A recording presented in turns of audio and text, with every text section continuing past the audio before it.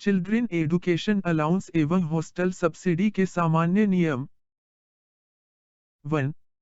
Children education allowance और hostel subsidy के दावे की प्रतिपूर्ति दूसरे बच्चे के जन्म के समय जुड़वा या अनेक बच्चों के जन्म के मामले को छोड़कर 2 बड़े जीवित बच्चों के लिए की जा सकती है।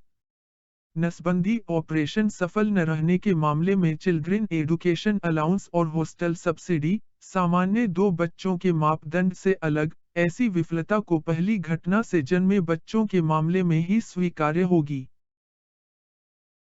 2. चिल्ड्रेन एडुकेशन अलाउंस की प्रतिपूर्ति की राशि प्रति बच्चा ₹2250 प्रति माह नियत होगी। यह राशि ₹2250 प्रति माह निर्धारित की गई है, भले ही सरकारी कर्मचारी द्वारा वास्तविक रुपए से खर्च की राशि कुछ भी हो। चिल्ड्रेन एडुकेशन अलाउंस की प्रतिपूर्ति का दावा करने के लिए सरकारी कर्मचारी को दावा की गई अवधि या वर्ष के लिए संस्था के प्रधान द्वारा जारी प्रमाण पत्र प्रस्तुत करना चाहिए। इस प्रमाण पत्र में इस बात की पुष्टि की जानी चाहिए कि उस बच्चे ने पिछले शैक्षिक वर्ष के दौरान उस स्कूल में अध्ययन किया है। यदि ऐसा प्रमाण पत्र प्राप्त नहीं किया जा सके तो रिपोर्ट कार्ड की स्वप्रमाणित प्रति या स्वप्रमाणित शुल्क रसीद रसीद सहित समस्त शैक्षिक वर्ष में शुल्क जमा की गई है की पुष्टि करते हुए चिल्ड्रेन एडुकेशन अलाउंस का दावा करने के लिए संदर्भित दस्तावेज के रूप में प्रस्तुत की जा सकती है। अवधि या वर्ष का अर्थ है शैक्षिक वर्ष अर्थात पूरे शैक्षणिक सत्र के 12 माह से है। 3. हॉस्टल सब्सिडी की राशि की उच्चतम सीमा ₹6750 प्रति माह है। किसी शैक्षिक वर्ष में हॉस्टल सब्सिडी की प्रतिपूर्ति का दावा करने के लिए संस्था के प्रधान से इसी प्रकार का प्रमाण पत्र प्राप्त करना पर्याप्त होगा, जिसमें यह पुष्टि की गई हो कि उस बच्चे ने उस स्कूल में इस दौरान अध्ययन किया है। इसके अतिरिक्त यह भी अपेक्षा होगी कि उस प्रमाण पत्र में सरकारी कर्मचारी द्वारा आवासीय परिसर में ठहरने और खाने पीने पर व्यय की गई राशि का उल्लेख किया जाए।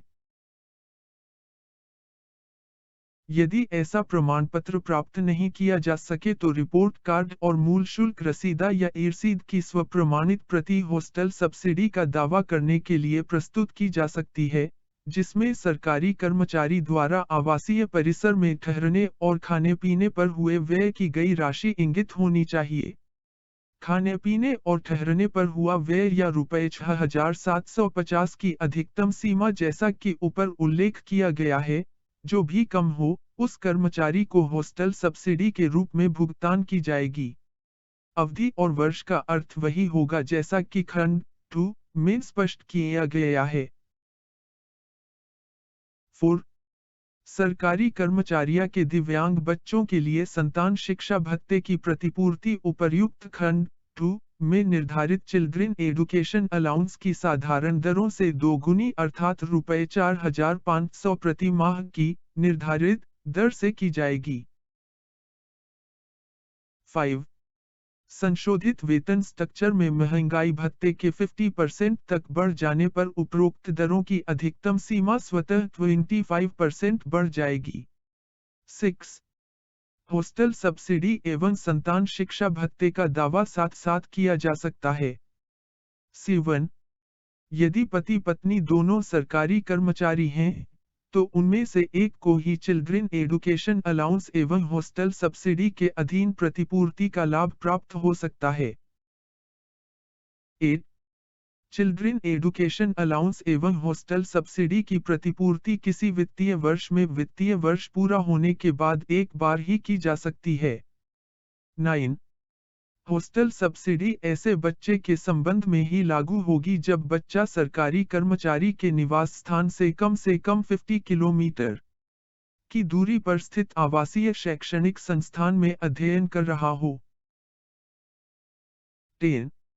चिल्ड्रेन एडुकेशन अलाउंस एवं हॉस्टल सब्सिडी की प्रतिपूर्ति का बच्चे की कक्षा में उसके कार्य निष्पादन से कोई संबंध नहीं होगा। अन्य शब्दों में यदि कोई बच्चा किसी कक्षा विशेष में अनुत्तीर्ण हो जाता है, तो children education allowance hostel subsidy की प्रतिपूर्ति रोकी नहीं जाएगी। तथापि, यदि बच्चे को दूसरे स्कूल में उसी कक्षा में प्रवेश दिलाया जाता है, हालांकि वह पिछले स्कूल में उस कक्षा में उत्तीर्ण हो चुका है, या सत्र के बीच में प्रवेश दिलाया जाता है, तो चिल्ड्रेन एजुकेशन अलाउंस की प्रतिपूर्ति नहीं की जाएगी। 11. यदि किसी सरकारी कर्मचारी का निधन सेवा में रहते हुए हो जाता है, तो उसके बच्चों को स्वीकार्य चिल्ड्रेन एजुकेशन अलाउंस अथवा हॉस्टल सब्सिडी देय होगी, जो इसे प्रदान करने के लिए अन्य शर्तों का अनुपालन करने के अधीन होगी, बशर्ते कि दिवंगत व्यक्ति की पत्नी या पति केंद्र सरकार, राज्य सरकार, स्वायत्तशासी निकाय, सार्वजनिक उपक्रम, अर्ध सरकारी संगठन जैसे कि नगरपालिका, पोर्ट ट्रस्ट अथॉरिटी अथवा केंद्र सरकार राज्य सरकारों द्वारा आंशिक रूप से अथवा पूर्णतया वित्त पोषित अन्य किसी संगठन की सेवा में परिनियोजित न हो। ऐसे मामलों में बच्चों का चिल्ड्रेन एजुकेशन अलाउंस और हॉस्टल सब्सिडी तब तक दी जाती रहेगी जब तक कर्मचारी वास्तविक रूप से उन्हें प्राप्त करता रहेगा। यह इस शर्त के अधीन होगा कि अन्य निबंधन एवं शर्तें पूरी की गई हों। भुगतान उस कार्यालय द्वारा किया जाएगा जिसमें सरकारी कर्मचारी अपनी मृत्यु से पूर्व कार्यरत था और यह इस कार्यालय ज्ञापन में निर्धारित अन्य शर्तों से विनियमित होगा। 12. सेवानिवृत्ति, कार्यमुक्ति, बर्खास्तगी अथवा निष्कासन की स्थिति में चिल्ड्रेन एजुकेशन अलाउंस और हॉस्टल सब्सिडी उस शैक्षिक वर्ष की समाप्ति तक स्वीकार्य रहेगा जिसमें सरकारी कर्मचारी सेवानिवृत्ति, शैक्षिक वर्ष के दौरान कार्यमुक्ति, बर्खास्तगी अथवा निष्कासन के कारण सेवा में नहीं रहेगा। भुगतान उस कार्यालय द्वारा किया जाएगा जिसमें सरकारी कर्मचारी उक्त घटनाओं से पूर्व कार्यरत था और इस कार्यालय ज्ञापन में निर्धारित अन्य शर्तों से विनियमित होगा। 13. दिव्यांग बच्चों के लिए ऊपरी आयु सीमा 22 वर्ष निर्धारित की गई है। अन्य बच्चों के मामले में आयु सीमा 20 वर्ष अथवा 12वीं श्रेणी उत्तीर्ण करने के समय, जो भी पहले हो, तक रहेगी। कोई न्यूनतम आयु नहीं होगी। 14.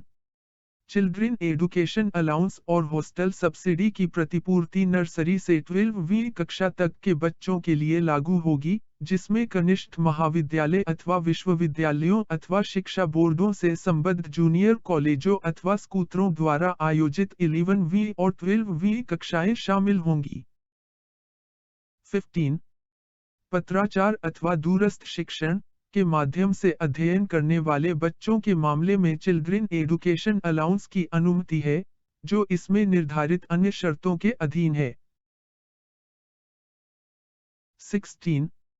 चिल्ड्रेन एजुकेशन अलाउंस और हॉस्टल सब्सिडी की प्रतिपूर्ति नर्सरी 1 से पूर्व 2 कक्षाओं से 12वीं कक्षा तक अध्ययन करने वाले बच्चों के लिए और यदि बच्चा 10वीं कक्षा उत्तीर्ण करने के पश्चात पाठ्यक्रम में प्रवेश लेता है और सरकारी कर्मचारी को 11वीं और 12वीं कक्षाओं में अध्ययन करने बच्चों के लिए children education allowance hostel subsidy प्रदान नहीं की गई हो तो पॉलिटेक्निक ITI इंजीनियरिंग कॉलेज से किसी डिप्लोमा सर्टिफिकेट कोर्स के प्रारंभिक 2 वर्षों के लिए भी स्वीकार्य है। 17. नर्सरी, प्राइमरी और मिडिल स्तर पर किसी शिक्षा बोर्ड से संबद्ध नहीं होने वाले विद्यालयों या संस्थानों के संबंध में किसी मान्यता प्राप्त विद्यालय संस्थान में अध्ययन करने वाले बच्चों के लिए स्कीम के तहत प्रतिपूर्ति की अनुमति दी जाएगी। इस संबंध में मान्यता प्राप्त विद्यालय संस्थान का अर्थ होगा सरकारी विद्यालय अथवा कोई शिक्षा संस्थान, चाहे वह सरकारी सहायता प्राप्त करता हो अथवा नहीं, केंद्र अथवा राज्य सरकार अथवा संघ राज्य क्षेत्र अथवा विश्वविद्यालय द्वारा मान्यता प्राप्त अथवा किसी मान्यता प्राप्त शैक्षिक प्राधिकरण द्वारा मान्यता प्राप्त जिसकी अधिकारिता उस क्षेत्र पर हो जहां संस्थान या विद्यालय स्थित हो। 18. यदि दिव्यांग बच्चा किसी संस्थान अर्थात केंद्र, राज्य सरकार अथवा संघ राज्य क्षेत्र प्रशासन द्वारा सहायता प्राप्त अथवा उनके द्वारा अनुमोदित संस्था में अध्ययन कर रहा है, अथवा जिसके शुल्क का अनुमोदन इन प्राधिकारियों में से किसी एक ने किया है, तो सरकारी कर्मचारी द्वारा भुगतान किए गए संतान शिक्षा भत्ते की प्रतिपूर्ति की जाएगी, भले ही वह संस्था मान्यता प्राप्त हो अथवा न हो। ऐसे मामलों में बच्चे के 22 वर्ष की आयु प्राप्त होने तक लाभ देय होगा। 19 चिल्ड्रेन एडुकेशन अलाउंस नेपाल और भूटान के नागरिकों जो भारत सरकार के कर्मचारी हैं और जिनके बच्चे पैतृक स्थान में अध्ययन कर रहे हैं, सहित सभी केंद्र सरकार के कर्मचारियों के बच्चों के लिए देय है। तथापि, संबंधित इंडियन मिशन से एक प्रमाण पत्र प्राप्त करना होगा कि विद्यालय को ऐसे शैक्षिक प्राधिकरण द्वारा मान्यता प्राप्त दी गई है, जिसकी अधिकारिता उस क्षेत्र पर भी है, जहां संस्था स्थित है। 20 किसी सरकारी कर्मचारी को चिल्ड्रेन एडुकेशन अलाउंस अथवा हॉस्टल सब्सिडी तभी देय होगी जब वह ड्यूटी पर हो अथवा निलंबन के अधीन हो अथवा छुट्टी, असाधारण छुट्टी सहित पर हो, बशर्ते कि ऐसी सरकारी कर्मचारी के कार्यकाल के किसी अवधि जिसे अकार्य दिवस के रूप में माना गया हो, के दौरान सरकारी कर्मचारी उस अवधि के लिए चिल्ड्रेन एडुकेशन अलाउंस और हॉस्टल सब्सिडी के लिए पात्र नहीं होगा। वीडियो को अंत तक देखने के लिए धन्यवाद।